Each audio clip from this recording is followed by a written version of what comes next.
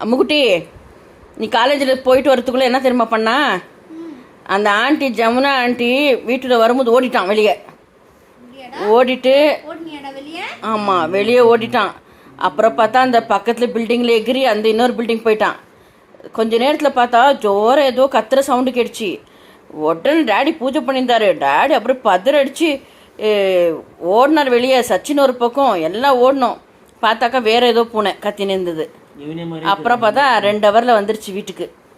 கடவுள் தெய்வில் எந்த அடியும் இல்லை. கேளு, வெளியே போனியான்னு கேளு. அந்த ஆண்டி கதை சும்மா கொஞ்சம் தான் திறந்தாங்க. அப்படியே புல்லட் வேகத்தில் சொய்யன்னு கால் சந்திரன் ஓடிட்டான். கடவுள் தெய்வம் ஏதோ அடி வாங்காது வந்திருக்கே. ஏதோ இப்போல்லாம் எதனா போனால் கூட 2 ஹவரில் வந்துடுது. எவ்வளோ உஷாராக வச்சு பாதுகாச்சா கூட எப்படினாலும் ஓடிடுது. அது எப்படி ஓடுதுன்னு தெரில. என்ன இன்னைக்கு பயமுறுத்திந்து நம்மள எல்லாரையும்.